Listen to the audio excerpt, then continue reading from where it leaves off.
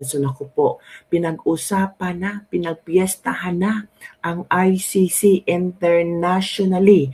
Hindi dahil sa good news, kundi sa negatibong refleksyon sa ginawa di umano ng pagtanggap ng bribe money na galing sa PBBM admin. Well, you know, Zaldico is working with PBBM admin. So yun kapibig, pinagpiestahan, pinag-usapan at maraming mga netizen all over the world na parang, sabi sa ba ng yamid, parang, ano ba, parang nanliliit sa ICC kabibig. Ano paano yan? Nasira tuloy ang reputasyon ng ICC nang dahil kay Pangulong Rodrigo Roa Duterte. Yan kasi, paniwala kayo ICC. Oh, ano na ngayon? Kinarama na kayo. Paano yan?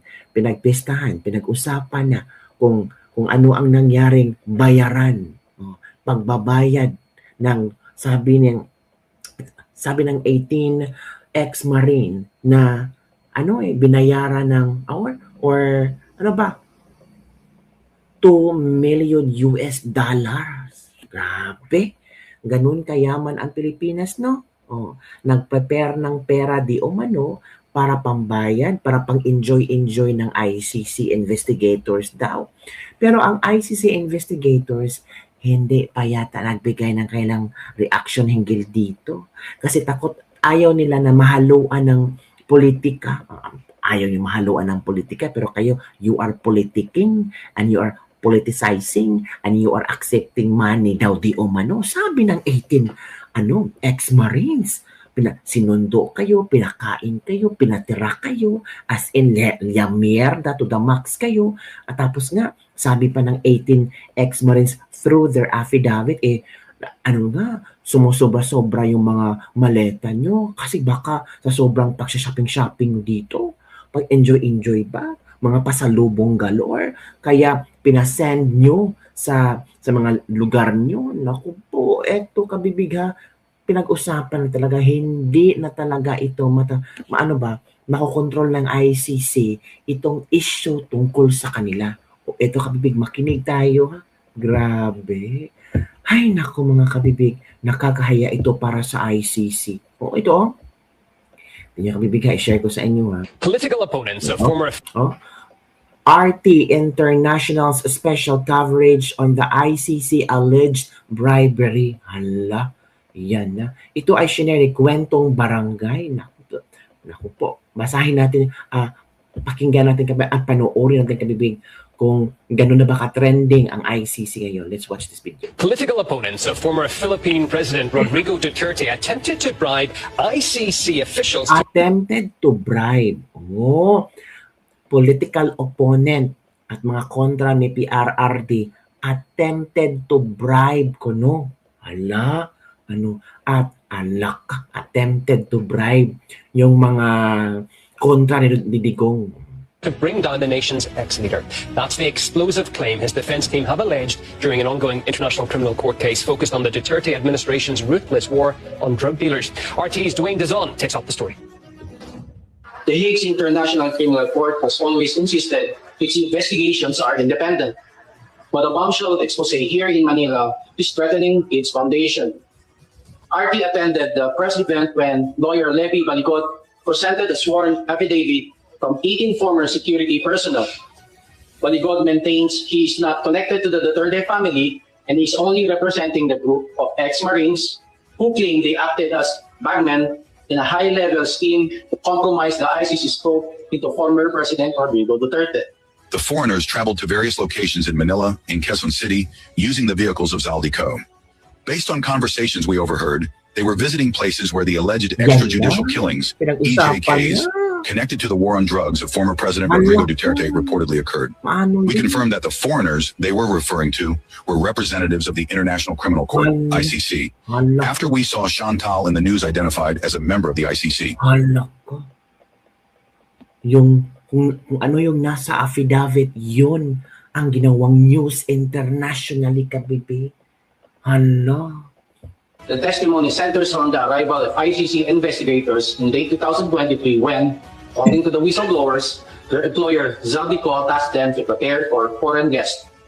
Billionaire contractor Co is at the heart of a massive 2025 flood control corruption scandal and allegedly used his private security forces to manage the ICC's logistics.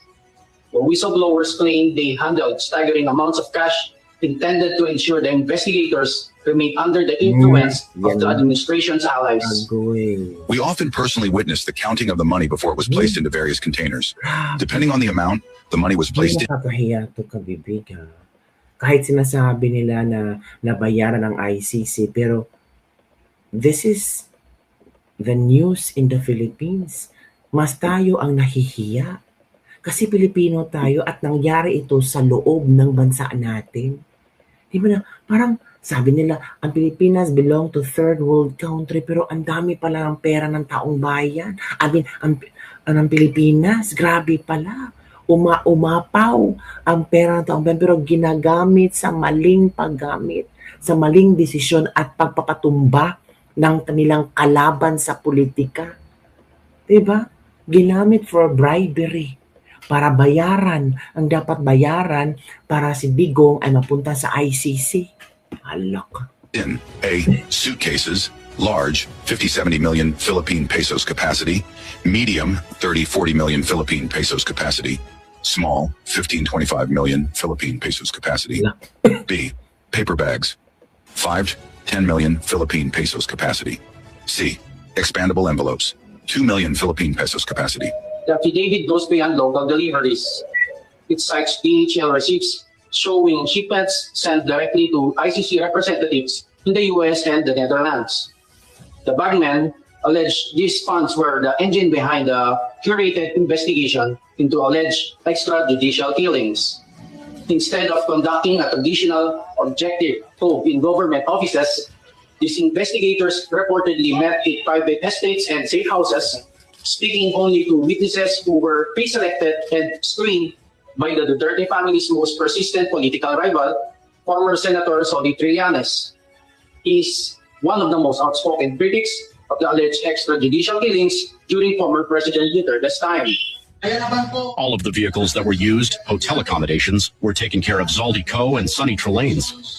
You will also see in this affidavit the frequent deliveries of luggage and paper bags of money given to those who are taking care of the ICC investigators in the country. All their food, all the vehicles, hotels, condominium units were taken care of the group of Sonny Trillanes and Zaldico.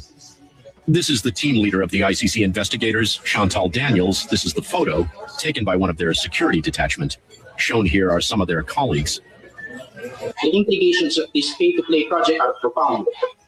The whistleblowers have implied that these bribes fast-track the ICC's case to directly implicate Rodrigo Duterte. While Sonny Trillanes dismisses the claims as a blatant lie, the scandal has forced a rift in the current government. Senator Eileen Marcos has now filed a resolution to investigate whether the ICC's evidence was manufactured through this secret cooperation. If true, it suggests a case against Duterte wasn't built on facts, but on suitcases full of cash provided by his fiercest enemies.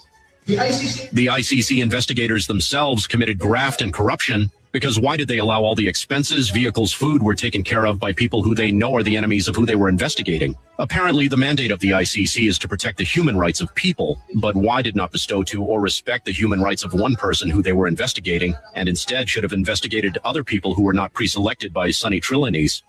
Attorney Baligot has confirmed he's now handing this evidence over to the Office of the Ombudsman and in the future to the ICC's own internal oversight body. As the Senate prepares for a formal inquiry, the question for the Hague is no longer simply about the war on drugs, but encompasses its own investigators and whether they became pawns from multi-million-dollar political hit job.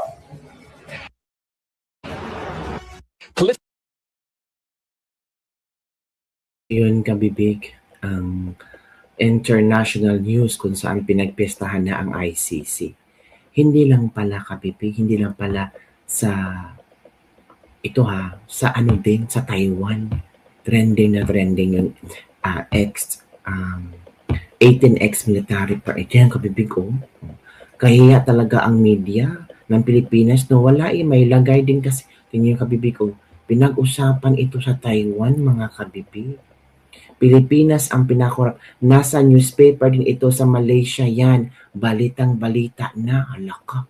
Pansin ko nga lahat pala may maleta sila para nakakabingi ang katahimikan. Daming perang itinapal para ang lahat ay tumahimik at maging kakampi nila. Kaya pala gustong mawala ang mga Duterte at lahat hindi nila kapanalig. O Lord, bigyan mo po ng lakas ng loob ang 18 na Marines upang sila ay hindi malupig ng mga paninira laban sa kanila. Itago mo sila sa iyong pakpak. Yung kapibig, oh. Karamihan kung saan pera, doon sila. Tandaan yung kapwa. Kung mahirap, hindi tayo mahalaga ng gobyerno kasi ang pera natin na pinag-ambag-ambagan, doon nila sinusuhol sa mga taong pinapakinabangan nila. Wala silang pakialam sa ating mga hihirap. From Ronnie Sina. Pagtatawa na lang tayo ng China from Tats Richie. Nag-iba na ang script ni Balingo. Di daw yung sinabi napunta ang pera sa ICC. Hala. Paano di mabalita sa social media di naman sila invite sa press con. Lahat na nandun ang mga DDS at media vlogger lang ang gi-invite. Tapos ganun galit kayo na di na ibalita. World news, wow. Pang-international talaga ang gobyerno. Yun kabibig ha. Yun ang mga komento ng ating mga netizen hinggil sa issue na ito. Kung ikaw, ano ang iyong komento? Worldwide na, world news na. Itong mga maleta-maleta. Ang bilis, no? Grabe. So, ano ang iyong reaction hinggil dito? Halaka, ang ICC. Ano kaya ang naging reaction nila? Trending na trending sila. Pinag-uusapan sila worldwide. International news na sila ngayon kabibig. So maghintay tayo sa update. Baka later ay magbigay ng informasyon o reaction ang ICC tungkol sa di umano'y pagbulgar ng 18 ex-Marines tungkol sa pagsangkot ng ICC investigators, kina Trillanes, Zaldico at yung iba pang issue tungkol dito. Yun lang po.